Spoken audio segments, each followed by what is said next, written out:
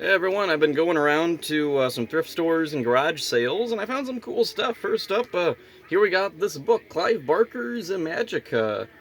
Yeah, that was pretty cool. I haven't read too much of Clive Barker's books. I've seen some movies he's credited on, but not too many books, so this will be interesting to look into.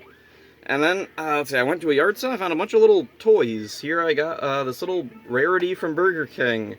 She comes with a little plastic dress thing. There's a bunch of little holes in it, so I don't know if that's just like a weird thing on these, or if maybe little flowers are supposed to go in there or something, or beads or something. The hair is kind of weird. It like shoots out in the front. It looks like a JoJo character. And I found a little figure of rarity, and it has the same weird hair thing. Also, it's way smaller than like the typical rarity minifigures that I'd see. So I don't know what this one is from. If this is like a different kind of minifigure, if it was from some kind of set or something. Not sure. And then I found this guy. I have no idea what he is. He looks cool. Looks like a baby Malagor from Power Rangers Turbo. Or Dark Spectre from In Space. But yeah, I don't know who this guy is. He's got some articulation. Let's see, his legs have like little swivels, his arms swivel, his head can come off. It looks like someone tried to glue it on at one point to keep it on. Yeah. So if anybody knows what this thing is, please tell me, because I have no idea. There was a bunch of Trolls and PJ Mask toys in this pile of toys. So maybe he's a PJ Mask character? Not sure. And then I got this CD, Isaac Hayes live at the Sahara Tahoe. So that was a cool thing to find. And so now we get to almost to the main thing. There is, let's see, one thing I want to talk about or two things. So at the thrift store, I found a Far Side book, and typically I'm not super interested in these like little Far Side books. I'd much rather find like the complete Far Side, like the big volumes, but I flipped through this and saw that these are some like really old Far Side comics. Like these are some of the original ones Gary Larson did like before Far Side really took off. These are ones I don't see get reprinted often. Yeah, these are really weird. But that's what makes this cool, so yeah, I picked this up because that's just really fascinating to look into. And then the other book I got was the official Fahrenheit 9/11 reader. I didn't know Fahrenheit 9/11 had a book tie-in, but it did, so this is a pretty cool thing. I'm a big fan of Michael Moore, and Fahrenheit 9/11 is not my favorite movie of his, but it's still a fascinating movie, and man, this is a long book. Oh, and we got political cartoons in the back about the movie. That's funny. So that's it for books. Now we got all VHSs. Now outside they had a bunch of VHSs for free, and there was a whole bunch of like really weird stuff. There was a whole bunch of tapes. They were in really nice boxes, and they were all about instructions or educational videos about engraving. Engraving what? I guess any kind of engraving, because there was at least 20-some tapes there. Holy crap, there was a lot of them. But, yeah, I don't have any interest in engraving.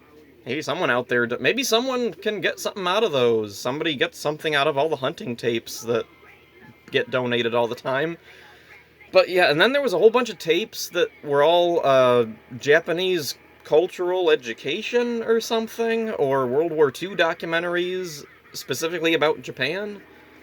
That wasn't super interesting to me, but I dug through the tapes and I found a couple of cool things. So first up, I found a tape, says Andromedia Japanese Sci-Fi. And then it says subtitled Group Speed. And then on the inside, Computer Sci-Fi Group Speed from Okinawa. I have no idea what that's all about, or what this could be. At first I thought it was Andromeda, and I was like, did the show Andromeda get a Japanese dub? But it says Andromedia, so it might be like, I don't know, the name of a company that produced a Japanese sci-fi thing? So, yeah, I don't know. I'm wondering, is it gonna be a kaiju movie? Like an old one, like a Gyawa? Because that's sci-fi. And then, oh yeah, this one I love. It's just samurai movie. What samurai movie? I don't know. And the inside, nothing. So that's no help. And then I got a biography of Akira Kurosawa, WSKG. So that's cool. Maybe the samurai movie is one of his. And once again, nothing there, so after the Akira Kurosawa documentary, I don't know if there's anything more on here. And then this one was interesting because, yeah, it's completely blank. And my only clue... Oh, it comes with the stickers, too. Nothing on any of them. And the only clue was a sticky note on the front of the box. Japanese cartoon. Does it mean an anime, or does it mean, like, an American cartoon dubbed into Japanese? Or is it a cartoon about Japan? I don't know. So this will be really fascinating to look into. I'm really curious. Now, the rest, I think, are pretty normal standard tapes. Nothing too out of the ordinary. There's a couple of weird ones in there. I'll go over them when we get to them. First up, we got The Fifth Element. And this was like a former video store rental, but I don't know from what video store, because there's no stickers or markings other than 509, the number that this was, I guess, in their cataloging system. I've never really been super interested in Fifth Element. There's a sticker here curled up that is kind of irritating me. I was trying to fold it into inside. Okay, there we go. So anyway, I've never really been super interested in Fifth Element, but I don't know, maybe it's a good movie. I'm just not a big fan of Bruce Willis, and everything I've seen of this kind of just looks like... I don't know. Maybe it's actually good. Maybe I'll be surprised. Let's see, then there was a couple of tapes I got that weren't opened. Let's see, Stanley Kubrick's Full Metal Jacket and Little Big Man. Both still sealed. That's pretty cool. Neither of these are movies I'm super interested in. Full Metal Jacket, I'm sure, is a good movie. I've seen bits of it, and it's fine. Little Big Man here, I have no idea. I don't know anything about this movie, but, like, I don't know. Maybe I can sell them to the comic book store, because they've never been opened. And then we got, Yakov Smirnoff, Just Off the Boat. Sure, why not? Let's see, doesn't appear to be a video store thing. It was never rewound. That's nice. Oh, we got a picture of, Yakov Smirnoff with his parents. That's pretty cool. So, I'm not too familiar with this guy. I know he's the guy who did the, in your country, something something, in my country, something something. I know that was like his famous bit, but I don't know anything else about him, really. And then we got, what's this? Shadow of the Wolf. And this was a former video store thing, but again, I don't know which video store, because all the stickers are gone. You can see the residue left behind from the stickers, but yeah, nothing to indicate what exactly store this was from. You can even see residue from stickers on the box itself.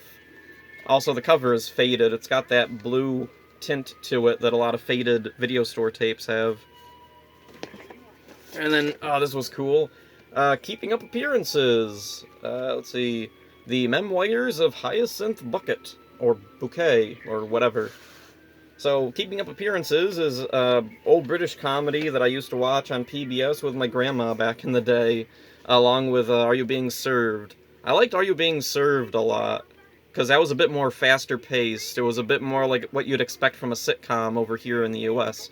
Keeping Up Appearances was a bit slower, and from what I remember, it was a lot more personality-based. Like, it was... like, you had to like these people. And as a kid, it didn't really click with me, but I don't know, as an adult, maybe it will. Also, the show has this guy, who's, like, the most American-looking British guy ever. And then, what do we got here? The Naked Prey. No idea what this is. I've heard of this movie. I know it's, like, kind of a well-known movie. 1965. Oh, it's got a front label there. That's cool.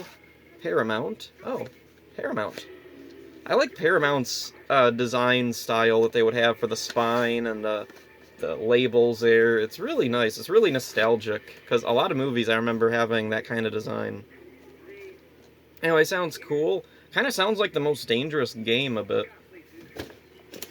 Let's see, next up is The Third Man. We got a classic black and white flick, which I'm mainly familiar with from the Pinky and the Brain parody. The Pinky and the Brain parody is one of my favorite Pinky and the Brain episodes.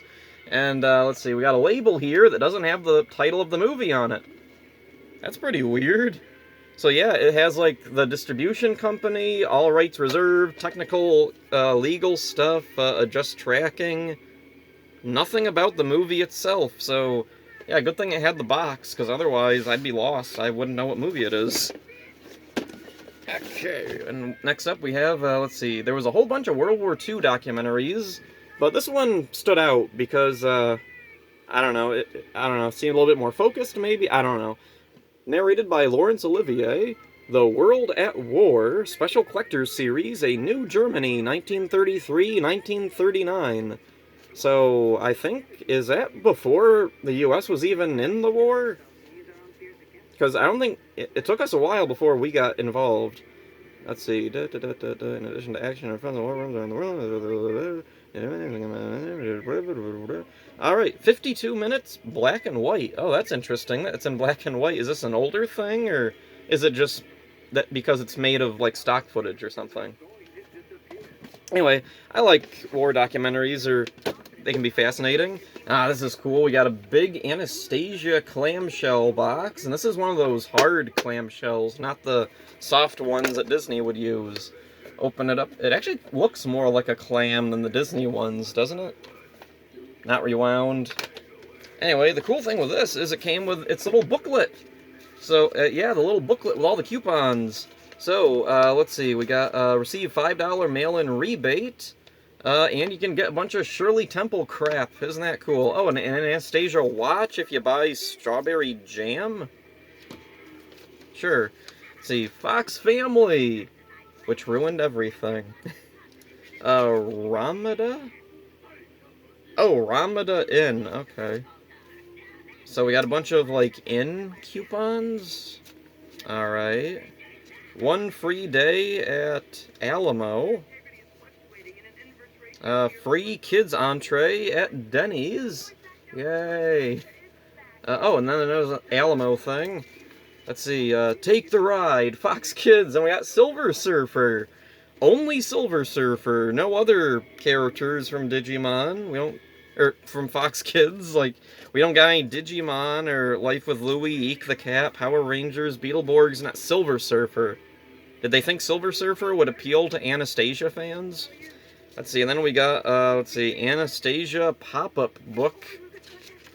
Oh, Anastasia sneakers!